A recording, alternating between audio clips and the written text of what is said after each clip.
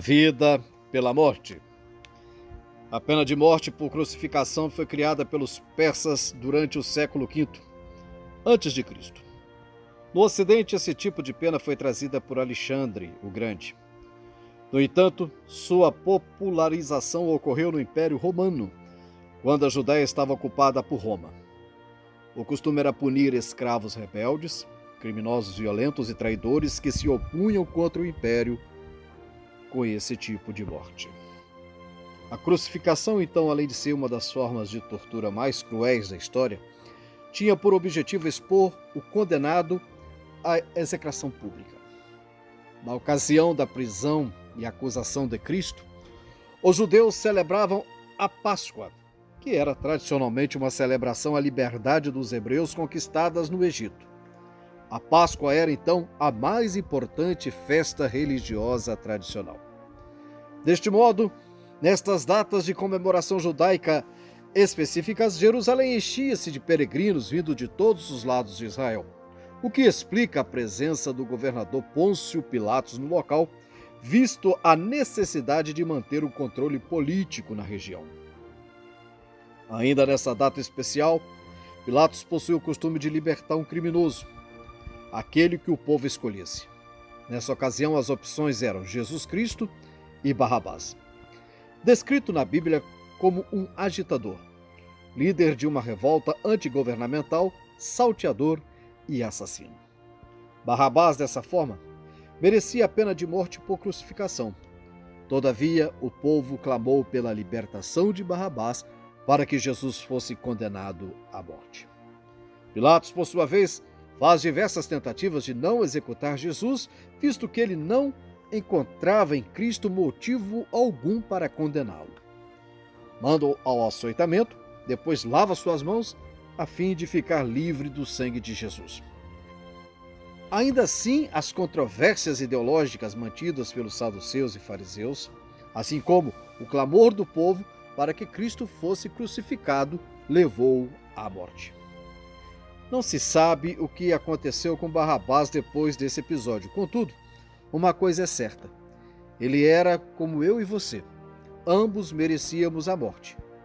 Ambos recebemos libertação.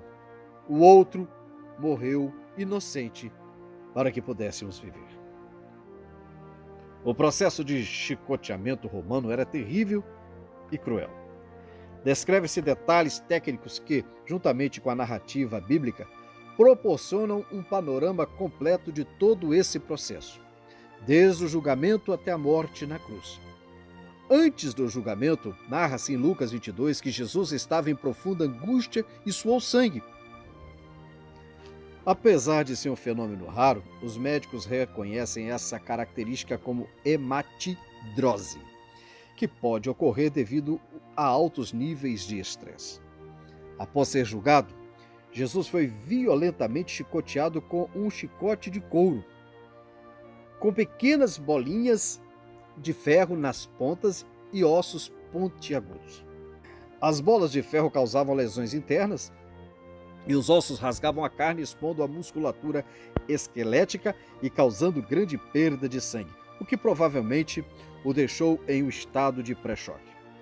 Depois de severa flagelação, Jesus foi escarnecido, cuspido e forçado a carregar sua própria cruz até o Gólgota. Durante a crucificação, o réu era jogado sobre a cruz no chão e pregado com pregos de até 18 centímetros de comprimento nos pulsos e pés. A crucificação era um processo que produzia dor intensa e causava uma morte lenta e sufocante. Respirar era extremamente doloroso. A cada respiração, Jesus tinha que levantar as costas em carne viva, arrastando-a na madeira e apoiando todo o peso nos pés que estavam pregados. Fato que aumenta a perda de sangue e causa dor terrível. As causas da morte por crucificação podem ser várias, mas as duas mais comuns eram choque hipovolêmico e asfixia por exaustão. O rosto pálido pouco a pouco fica corado, vermelho, passa ao violeta púrpura e em seguida ao azul. É a asfixia. Os pulmões, fartos de ar, não conseguem se esvaziar. Os tornozelos e os joelhos pouco a pouco se estendem e o corpo, arranhões, se ergue, aliviando assim a tração dos braços. Tração que era de mais de 90 quilos para cada mão. Então eis que o fenômeno diminui por si mesmo. A tetânia regride, os músculos se distorcem, pelo menos os do peito. A respiração torna-se mais ampla e mais profunda. Os pulmões se desinfartam e dentro de pouco o rosto retoma sua palidez anterior. Todo esse esforço foi feito porque ele queria falar. Os evangelistas registraram 7 frases ditas por Jesus enquanto estava na cruz. A primeira: Pai, perdoa-lhes, pois não sabem o que fazem. Lucas capítulo 23, verso 34. Imediatamente ao ser crucificado. Segunda: em verdade te digo que hoje estarás comigo no paraíso. Lucas 23, 43. Respondendo ao bom ladrão. Terceiro: mulher, eis aí teu filho. Filho, eis aí tua mãe. João capítulo 19, versículo 24 ao 27. Ao entregar Maria, sua mãe, aos cuidados de João. Quarto: Eli, Eli, lama sabachthani, que quer dizer Deus meu, por que me desamparastes? Mateus 27, 46. Também Eloi, Eloi, lama sabachthani, que quer dizer Deus meu, por que me desamparaste? Marcos capítulo 15, verso 34, imediatamente antes de morrer. Quinto: tenho sede, João 19, 28, para se cumprir a escritura. Sexto: está consumado, João capítulo 19, verso 30, após beber o vinagre e imediatamente antes de morrer. E sétimo: Pai, nas tuas mãos entrego o meu espírito. Lucas capítulo 23, verso 46, imediatamente antes de morrer. Quando o evangelho de João narra que depois da morte de Jesus um soldado transpassou com a lança, isso é o sangue e a água, a explicação do cientista é que a água provavelmente representava fluido pleural e pericárdio seroso, procedido do fluxo sanguíneo e teria menor volume do que sangue. Jesus morreu entregando seu espírito a Deus. Pouco antes de padecer, no entanto, declarou as palavras que mudariam a história do mundo para sempre. Está consumado, ele disse. E ali cumpriram-se todas as profecias e toda a lei. Jesus morreu aproximadamente às 15 horas da tarde de sexta-feira. Como sabemos, neste momento a terra tremeu, o véu do templo rasgou-se de alto a baixo, mortos foram ressuscitados. Quanto ao corpo de Jesus, os 4 evangelhos afirmam que, após a crucificação de Cristo, José de Arimateia pede a Pôncio Pilatos que lhe entregue.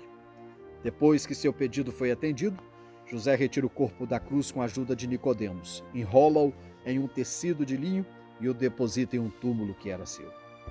Jesus levou sobre si todas as nossas dores, enfermidades, transgressões e falhas. Não só morreu em nosso lugar, mas nos deu uma vida nova, a vida vivida em união com Deus. O movimento continua, mesmo que todos os outros caiam, a causa do Evangelho, porém, permanecerá. Afinal, Jesus venceu a morte. E o Cordeiro agora também é o leão. Eu sou o Alfa e o Ômega, o primeiro e o último, o princípio e o fim. Esse movimento que eu digo, queridos, é justamente o trabalho da igreja, onde se inclui eu e você. Através dessas informações, procuro despertar, mediante esta mensagem, que você possa se aperceber da necessidade de levantarmos as nossas vozes e anunciarmos o Evangelho de Cristo Jesus, proclamarmos as boas novas de salvação a todos quanto tem vida, a todos os seres humanos, de norte a sul, de leste a oeste, em toda a circunferência da terra. Estamos nos instantes finais que antecedem o arrebatamento da igreja. E cabe a mim e a você, a geração do arrebatamento, pregar essa palavra como nunca.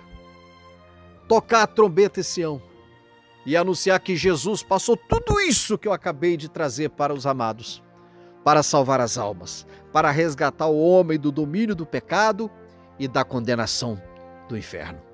Portanto, que você possa, meu querido, se voltar para a cruz de Cristo, que você possa voltar a sua atenção, os teus planos para aquilo que Jesus fez lá, há mais de 2000 anos atrás, para te dar o direito de um dia gozar uma vida, não esta vida aqui, onde todos terão um encontro com a morte, não.